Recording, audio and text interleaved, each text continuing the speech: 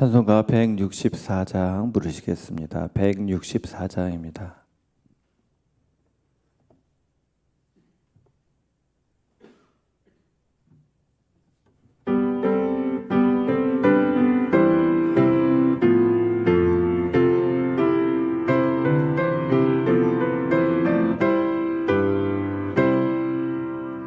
예수 부활했으니 할렐루야.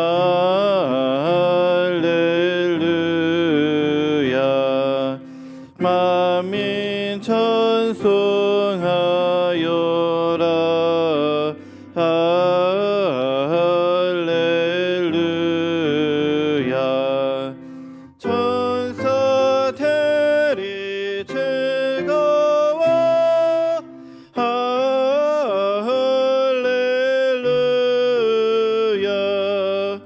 기쁜 찬송 부르네. 할렐루야.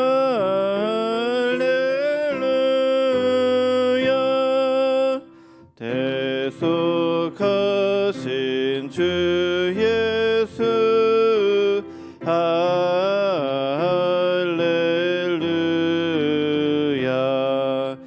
선한 싸움 이겼네. 할렐루야.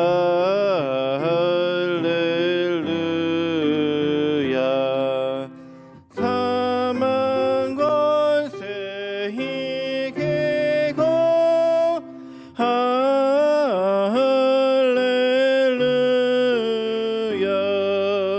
하늘 문을 여셨네. 할렐루야.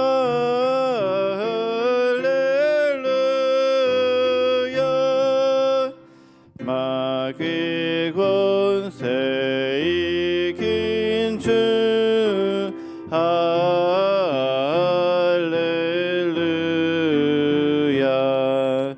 왕의 왕이 되셨네.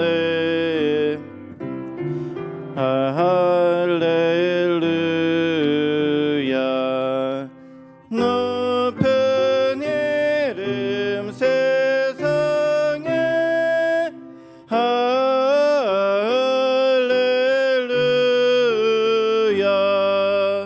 널리 반포하여라. 할렐루야.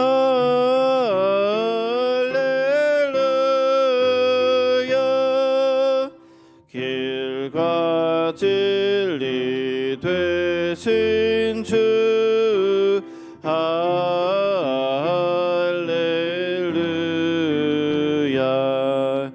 우리 부활하겠네. 할렐루야.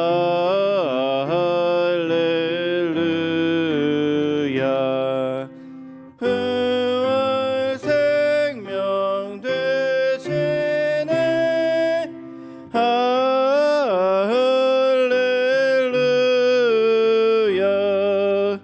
우리 부활하겠네. 할렐루야.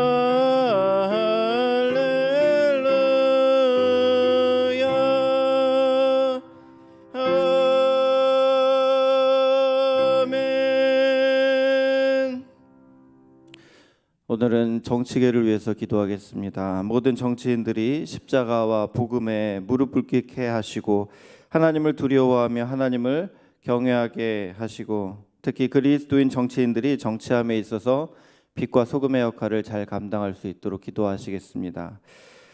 둘째로 하나님을 대적하는 법들을 거부하고 양심과 공정한 상식과 바른 법 해석으로 판결하게 하시며, 국회의원과 정당들이 불신과 이권에 의한 다툼에서 벗어나 조화를 이루어 우리나라의 밝은 미래를 향한 지혜로운 결정과 실천으로 나아갈 수 있도록 함께 기도하겠습니다. 사랑과 은혜가 많으신 아버지 하나님, 우리나라를 사랑해 주시는 주님, 우리나라가 하나님을 경외하는 민족 되기를 소망합니다. 이 일을 위해서 정치인들이 더욱더 하나님 앞에 나아가는 그 심령, 하나님을 두려워하는 마음, 경외하는 마음 가질 수 있도록 인도하여 주옵소서. 하나님의 도우심과 인도함 없이는 우리가 어떻게 아버지 하나님 밝은 미래로 나아갈 수 있겠습니까? 주여 우리를 긍휼히 여겨 주옵소서. 우리에게 자비를 베풀어 주옵소서. 우리를 새롭게 하여 주시되 특별히 정치인들이 더욱더 하나님 앞에 무릎 꿇게 하시고 주의 복음의 뜻 가운데 아버지 하나님 순복할 수 있는 그러한 정치를 펼칠 수 있도록 인도하여 주옵소서. 아버지, 정치인들 중에 그리스도인들이 있습니다. 주여 특별히 그들의 마음 가운데 양심과 또한 신앙이 아버지 하나님 빛을 발하게 하시고 있는 곳에서 빛과 소금의 역할을 잘 감당할 수 있도록 인도하여 주옵소서. 아버지 하나님, 법을 제정함에 있어서도 하나님의 뜻을 거스리는 악한 법들이 제정되지 않도록 주여 아버지 하나님 그 모든 일들에 있어서 진리의 수호자가 될 수 있도록 주여 인도하여 주옵시고 법이 올바로 아버지 하나님 잘 집행될 수 있도록 주여 그들을 주장하여 주옵소서. 아버지 하나님, 정당들과 국회의원들, 나라를 위해서 일하고 있는 모든 일들 가운데 지혜를 주시고 비전을 주시고 아버지 하나님 귀중한 아버지 일들 앞에서 함께 협력할 수 있는 그런 일들도 아버지 하나님 있도록 인도하여 주셔서 우리나라 더욱더 힘있게 나아갈 수 있도록 하나님 인도하여 주옵소서. 예수님의 이름으로 간절히 기도드립니다. 아멘. 오늘 보실 말씀은 요한복음 11장 말씀을 세 번역으로 교독하겠습니다. 한 병자가 있었는데 그는 마리아와 그의 자매 마르다의 마을 베다니에 사는 나사로였다. 마리아는 주님께 향유를 붓고 자기의 머리털로 주님의 발을 씻은 여자요, 병든 나사로는 그의 오라버니다. 그 누이들이 사람을 예수께로 보내서 말하였다. 주님 보십시오. 주님께서 사랑하시는 사람이 앓고 있습니다. 예수께서 들으시고 말씀하셨다. 이 병은 죽을 병이 아니라 오히려 하나님의 영광을 드러낼 병이다. 이것으로 말미암아 하나님의 아들이 영광을 받게 될 것이다. 예수께서는 마르다와 그의 자매와 나사로를 사랑하셨다. 그런데 예수께서는 나사로가 앓는다는 말을 들으시고도 계시던 그곳에 이틀이나 더 머무르셨다. 그리고 나서 제자들에게 다시 유대 지방으로 가자 하고 말씀하셨다. 제자들이 예수께 말하였다. 선생님, 방금도 유대 사람들이 선생님을 돌로 치려고 하였는데 다시 그리로 가려고 하십니까? 예수께서 대답하셨다. 낮은 12시간이나 되지 않느냐? 사람이 낮에 걸어다니면 햇빛이 있으므로 걸려서 넘어지지 않는다. 그러나 밤에 걸어다니면 빛이 그 사람 안에 없으므로 걸려서 넘어진다.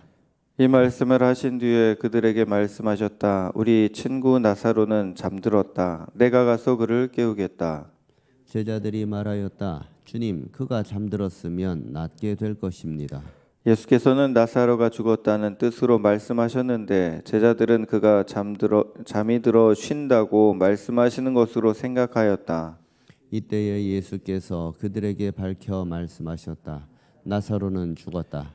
내가 거기에 있지 않은 것이 너희를 위해서 도리어 잘된 일이므로 기쁘게 생각한다. 일로 말미암아 너희가 믿게 될 것이다. 그에게로 가자. 그러자 디드모라고도 하는 도마가 동료 제자들에게 우리도 그와 함께 죽으러 가자 하고 말하였다. 예수께서 가서 보시니 나사로가 무덤 속에 있은 지가 벌써 나흘이나 되었다. 베다니는 예루살렘에서 오리가 조금 넘는 가까운 곳인데 많은 유대 사람이 그 오라버니의 일로 마르다와 마리아를 위로하러 와 있었다. 마르다는 예수께서 오신다는 말을 듣고서 맞으러 나가고 마리아는 집에 앉아 있었다. 마르다가 예수께 말하였다. 주님, 주님이 여기 계셨더라면 내 오라버니가 죽지 아니하였을 것입니다. 그러나 이제라도 나는 주님께서 하나님께 구하시는 것은 무엇이나 하나님께서 다 이루어 주실 줄 압니다. 예수께서 마르다에게 말씀하셨다. 내 오라버니가 다시 살아날 것이다. 마르다가 예수께 말하였다. 마지막 날 부활 때에 그가 다시 살아나리라는 것은 내가 압니다. 예수께서 마르다에게 말씀하셨다. 나는 부활이요 생명이니 나를 믿는 사람은 죽어도 살고 살아서 나를 믿는 사람은 영원히 죽지 아니할 것이다. 내가 이것을 믿느냐? 마르다가 예수께 말하였다. 예 주님, 주님은 세상에 오실 그리스도이시며 하나님의 아들이심을 내가 믿습니다. 이렇게 말한 뒤에 마르다는 가서 그 자매 마리아를 불러서 가만히 말하였다. 선생님께서 와 계시는데 너를 부르신다. 이 말을 듣고 마리아는 급히 일어나서 예수께로 갔다. 예수께서는 아직 동네에 들어가지 않으시고 마르다가 예수를 맞이하던 곳에 그냥 계셨다. 집에서 마리아와 함께 있으면서 그를 위로해 주던 유대 사람들은 마리아가 급히 일어나서 나가는 것을 보고 무덤으로 가서 울려고 하는 것으로 생각하고 그를 따라갔다. 마리아는 예수께서 계신 곳으로 와서 예수님을 뵙고 그 발 아래에 엎드려서 말하였다. 주님, 주님이 여기에 계셨더라면 내 오라버니가 죽지 않았을 것입니다. 예수께서는 마리아가 우는 것과 함께 따라온 유대 사람들이 우는 것을 보시고 마음이 비통하여 괴로워하셨다. 예수께서 그들에게 물으셨다. 그를 어디에 두었느냐? 그들이 대답하였다. 주님, 와 보십시오. 예수께서는 눈물을 흘리셨다. 그러자 유대 사람들은 보시오, 그가 얼마나 나사로를 사랑하였는가 하고 말하였다. 그 가운데서 어떤 사람은 이렇게 말하였다. 눈먼 사람의 눈을 뜨게 하신 분이 이 사람을 죽지 않게 하실 수 없었단 말이오. 예수께서 다시 속으로 비통하게 여기시면서 무덤으로 가셨다. 무덤은 동굴인데 그 어귀는 돌로 막아 놓았다. 예수께서 돌을 옮겨 놓아라 하시니 죽은 사람의 누이 마르다가 말하였다. 주님, 죽은 지가 나흘이나 되어서 벌써 냄새가 납니다. 예수께서 마르다에게 말씀하셨다. 내가 믿으면 하나님의 영광을 보게 되리라고 내가 네게 말하지 않았느냐. 사람들이 그 돌을 옮겨 놓았다. 예수께서 하늘을 우러러 보시고 말씀하셨다. 아버지, 내 말을 들어주신 것을 감사드립니다. 아버지께서는 언제나 내 말을 들어주신다는 것을 압니다. 그런데도 이렇게 말씀을 드리는 것은 둘러선 무리를 위해서입니다. 그들로 하여금 아버지께서 나를 보내신 것을 믿게 하려는 것입니다. 이렇게 말씀하신 다음에 큰 소리로 나사로야 나오너라 하고 외치시니 죽었던 사람이 나왔다. 손발은 천으로 감겨 있고 얼굴은 수건으로 싸매어 있었다. 예수께서 그들에게 그를 풀어주어서 가게 하여라 하고 말씀하셨다. 마리아에게 왔다가 예수께서 하신 일을 본 유대 사람들 가운데서 많은 사람이 예수를 믿게 되었다. 그러나 그 가운데 몇몇 사람은 바리새파 사람들에게 가서 예수가 하신 일을 그들에게 알렸다. 그래서 대제사장들과 바리새파 사람들은 공의회를 소집하여 말하였다. 이 사람이 표징을 많이 행하고 있으니 어떻게 하면 좋겠습니까? 이 사람을 그대로 두면 모두 그를 믿게 될 것이요. 그렇게 되면 로마 사람들이 와서 우리의 땅과 민족을 약탈할 것입니다. 그 가운데 한 사람으로서 그 해 대제사장인 가야바가 그들에게 말하였다. 당신들은 아무것도 모르오. 한 사람이 백성을 위하여 죽어서 민족 전체가 망하지 않는 것이 당신들에게 유익하다는 것을 생각하지 못하고 있어. 이 말은 가야바가 자기 생각으로 한 것이 아니라 그 해 대제사장으로서 예수가 민족을 위하여 죽으실 것을 예언한 것이니 민족을 위할 뿐만 아니라 흩어져 있는 하나님의 자녀를 한데 모아서 하나가 되게 하기 위하여 죽으실 것을 예언한 것이다. 그들은 그날로부터 예수를 죽이려고 모의하였다. 그래서 예수께서는 유대 사람들 가운데로 더 이상 드러나게 다니지 아니하시고 거기에서 떠나 광야에서 가까운 지방 에브라임이라는 마을로 가서 제자들과 함께 지내셨다. 유대 사람들의 유월절이 가까이 다가오니 많은 사람이 자기의 몸을 성결하게 하려고 유월절 전에 시골에서 예루살렘으로 올라왔다. 그들은 예수를 찾다가 성전 뜰에 서서 서로 말하였다. 당신들은 어떻게 생각합니까? 그가 명절을 지키러 오지 않겠습니까? 함께 보십니다. 대제사장들과 바리새파 사람들은 예수를 잡으려고 누구든지 그가 있는 곳을 알거든 알려달라는 명령을 내려두었다. 아멘. 오늘도 건강하게 주님을 사랑하는 그 마음으로 힘있게 살아가는 복된 날 되시기를 축복합니다. 오늘 말씀은 나사로의 죽음과 부활에 대한 이야기입니다. 요한이 쓴 이 요한복음에는 이 여러 표징들이 나오는데 마지막 표징이라고 할 수가 있습니다. 이 표징은 예수님이 누구신가를 나타내면서 예수님을 믿으면 예수님을 통하여서 생명을 얻는다는 것을 그런 나타내는 사건들입니다. 기적 같은 것들이죠. 그 중에서 이제 요한복음의 그 긴 이야기 가운데 오늘 말씀이 사실은 마지막 표징이라고 할 수가 있는데요. 굉장히 중요한 내용이 담겨 있습니다. 처음 시작은 한 병자 이야기로 시작이 됩니다. 한 병자가 있었는데 그는 마리아와 그의 자매 마르다의 마을 베다니에 사는 나사로였다라고 이야기합니다. 삼남매 중에서 이 나사로가 오빠인 셈인데요. 몸이 아팠고 죽어가는 그런 상황이었다라고 설명을 합니다. 병이 심각했기 때문에 예수님이 멀리 떨어져 계시지 않는다는 것을 안 이 자매들은 얼른 예수님을 불렀습니다. 근데 이 세 그 남매와 예수님과의 관계는 참 각별했던 것 같습니다. 아주 이렇게 사랑하고 아끼고 또 자주 교제했던 그런 모습 같은데요. 5절 말씀해 보면 예수께서는 마르다와 그의 자매와 나사로를 사랑하셨다라고 얘기하지 않습니까?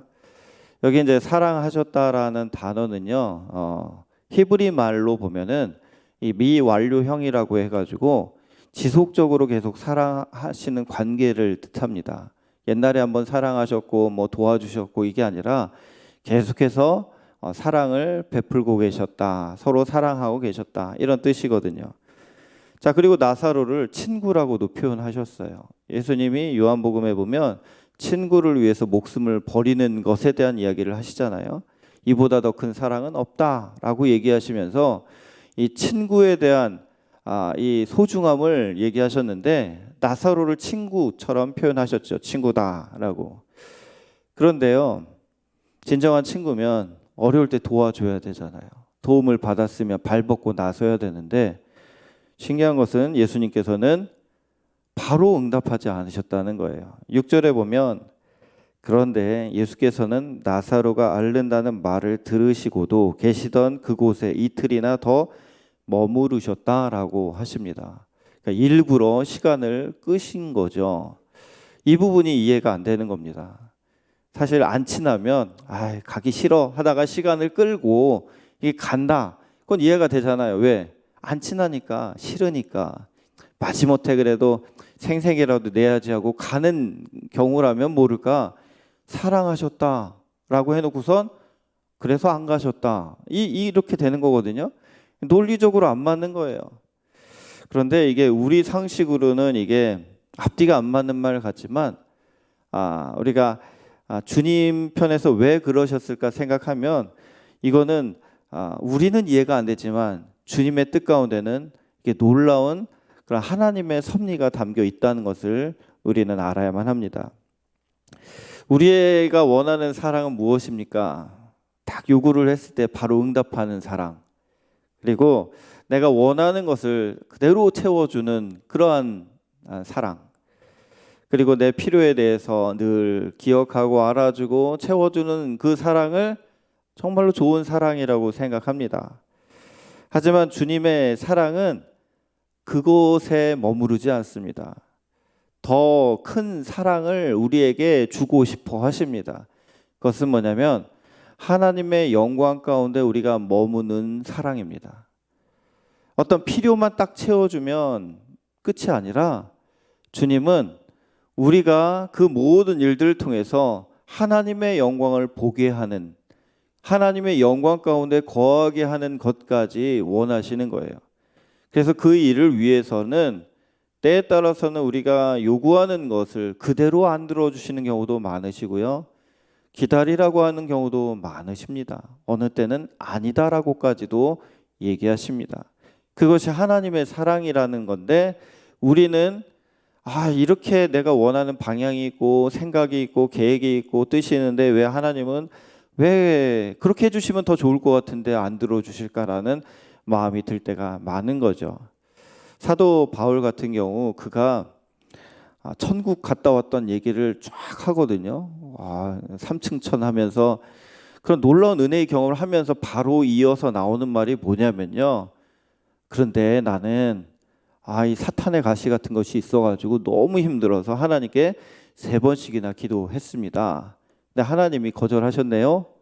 근데 이 하나님의 음성을 듣고 자기는 너무 기뻤다고 얘기를 합니다. 그건 뭐냐면 하나님의 은혜가 자기에게 너무 크기 때문에 교만하지 않도록 이렇게 그것을 안 들어주셨다라고 고백을 하는 거예요. 그러니까 하나님의 거절은 결과적으로 말해서 자기가 하나님의 영광 가운데 겸손하게 거할 수 있는 은혜의 도구다라는 것을 고백했던 거거든요. 하나님의 거절의 사인이 내가 싫어서 너 이렇게 한번 혼나봐라 이런 게 아니라 하나님의 그 영광 가운데 내가 온전히 거할 수 있도록 배려로 걸 두신 거구나라는 고백을 하고 있습니다. 그래서 약할 때가 오히려 강합니다라고 고백하면서 오히려 자신의 그 연약함을 드러내고 하나님을 찬양하는 일로 나아가지 않습니까?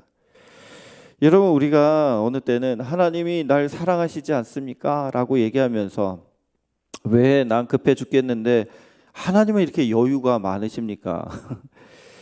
왜 응답을 하지 않으십니까? 누구나 한두 번은 이런 고민과 탄식 속에서 하나님 앞에 기도해 보신 적이 있으실 겁니다.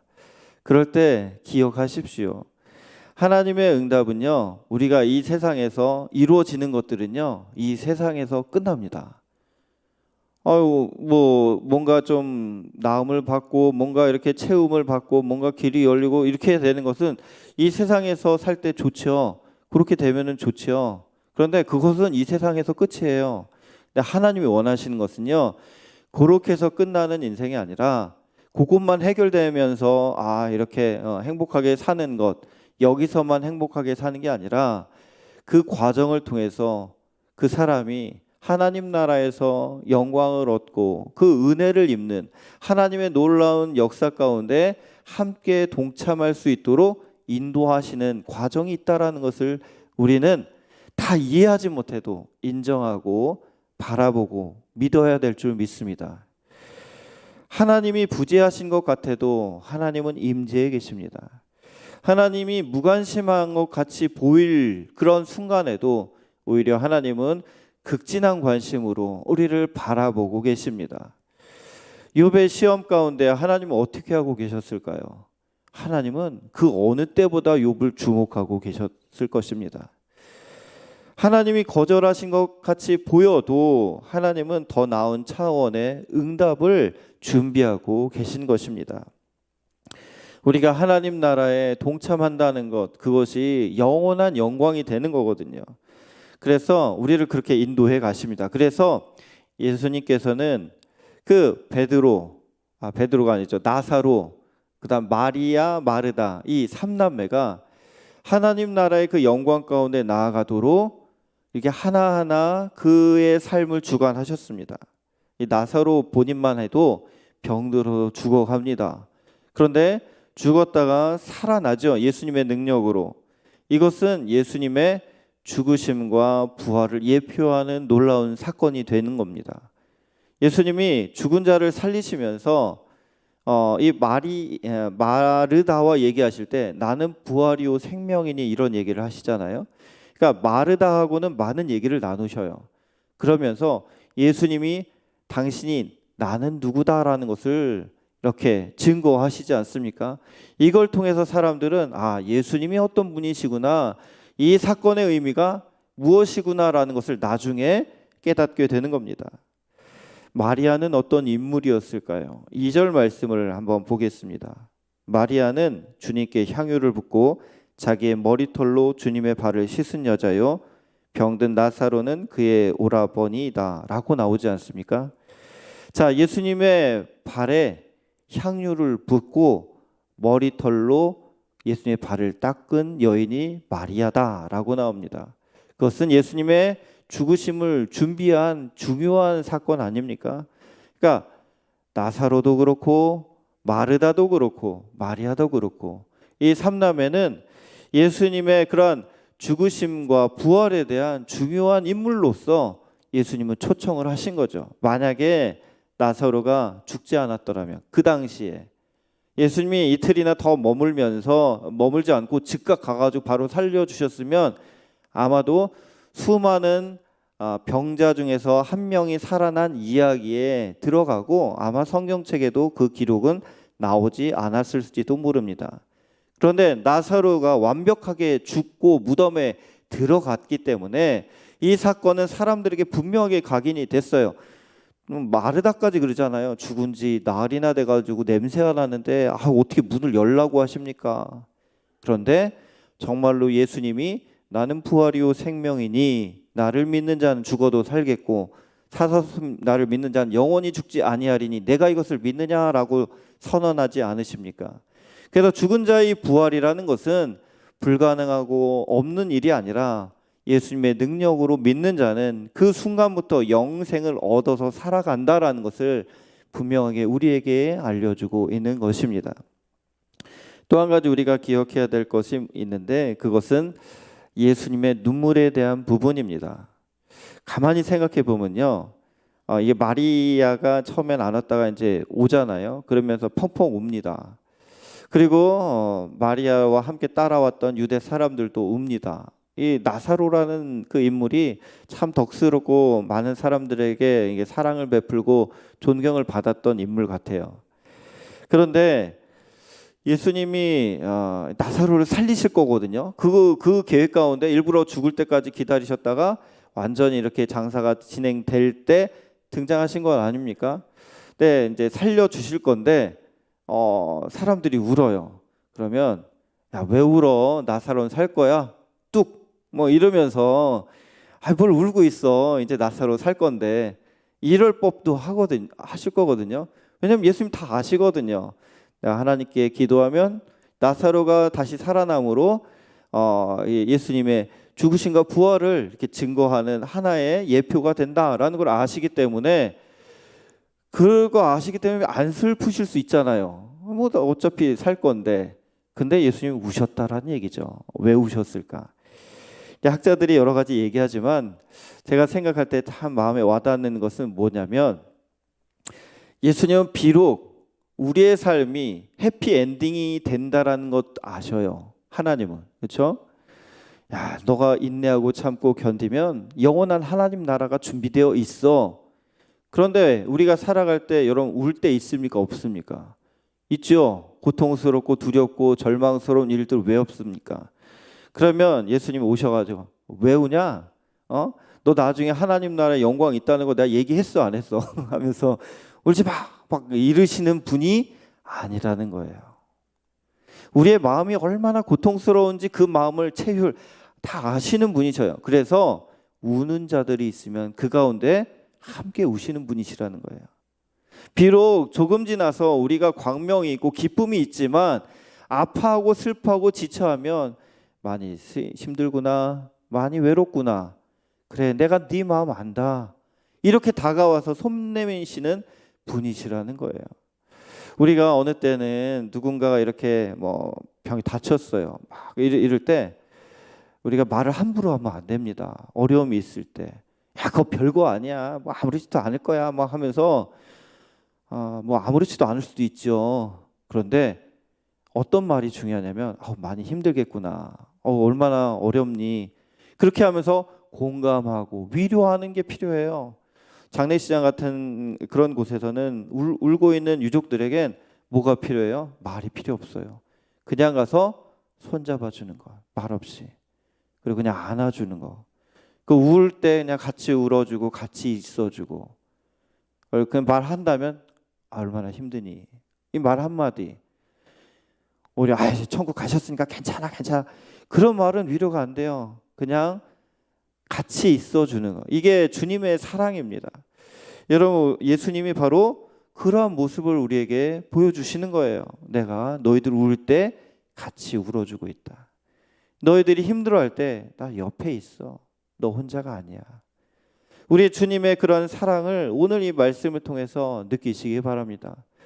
혹시 내가 이런 일로 혼자 짊어지고 같은 것 같은데 누가 알아주랴? 네, 주님이 알아주고 계십니다. 주님이 여러분들의 마음을 어루만지시고 함께 하시면서 붙들어 주고 계셔요. 그런데요, 주님은 여기서 머무지 않으십니다. 그냥 힘들지 하고만 계신 게 아니라 주님께서는 나사로를 살리는 일로 나아가시죠. 그래서 무덤으로 가자, 무덤의 문을 열어라 말씀하십니다. 그리고 나사로에게 외칩니다. 나사로야 나오너라. 여러분, 우리 주님은 우리가 머물러 있는 곳에 계속 있기를 원하지 않으셔요. 일어나서 하나님의 영광 가운데 나기를 원하시는 거예요. 언제까지 우리가 울고만 있고 주저앉아만 있어야 되겠습니까? 일어나십시오. 주님께서 함께 하시면서 일으키시는 겁니다. 일어나라, 함께 가자. 하나님의 나라의 영광을 위해서 강하고 담대해라, 이렇게 말씀하시는 것입니다. 오늘도 우리에게 주님께서는 찾아오셔서 슬픈 자를 위로하십니다. 그리고 꿈과 비전을 주시면서 하나님 나라의 사명자로서 우리를 이끌고 가십니다. 그 주님 바라보시면서 오늘도 주님과 함께 복된 길을 걸어가시기를 주의 이름으로 축원합니다. 두 가지 말씀을 함께 생각하겠습니다. 첫 번째, 나사로의 병은 하나님의 영광을 위함이라고 하셨습니다. 하나님의 섭리가 내 삶에도 있음을 믿으십니까? 마르다와 마리아의 요청에 즉각 응하지 않으셨지만 다 주님의 큰 그림이 있으셨습니다. 현재 내 간절한 요청에 하나님께서 응답하지 않으신다 해도 주님을 신뢰하며 기다릴 수 있기를 기도합시다. 두 번째로, 예수님께서는 죽은 나사로를 다시 살리실 것이지만 슬픔 당한 이들과 함께 우셨습니다. 우는 자들과 함께 울 수 있기를 소망합니다. 내 주변의 어려운 일로 힘들어한 이들을 찾아 공감하며 위로하며 격려할 수 있기를 소망합니다. 기도하시겠습니다. 은혜롭고 자비로우신 아버지 하나님, 나사로의 죽음과 부활을 통하여서 하나님의 놀라운 사랑과 영광과 뜻을 계시해 주신 주님, 우리의 삶에도 이러한 어려움과 고통의 순간, 어찌할 바 몰라서 탄식하고 통곡하는 그 순간이 있는데, 그때 주님께서는 찾아오셔서 우리의 마음을 위로하시고 힘주시고 빛으로 역사하셔서 우리를 하나님의 뜻 가운데로 나아가게 하심을 믿고 감사드립니다. 비록 우리가 다 이해할 수 없는 일들이 있을지라도 우리에게 믿음을 더하여 주시고 기다리고 인내하고 신실하신 하나님을 계속 바라볼 수 있도록 붙들어 주옵소서. 강하고 담대한 믿음을 주시고 더욱더 주님의 영광 가운데 함께 동참하는 그러한 마음으로 신실하게 주님의 뜻을 이루는 축복의 통로 될 수 있도록 인도하여 주옵소서. 귀한 예물로 소원을 품고 기도하는 심령들 가운데 하늘의 평강을 내려 주옵시고 더욱더 주님을 사랑하며 감사하며 찬양하며 하나님께 영광 돌리는 인생 될 수 있도록 인도하여 주옵소서. 예수님의 이름으로 기도드립니다. 아멘.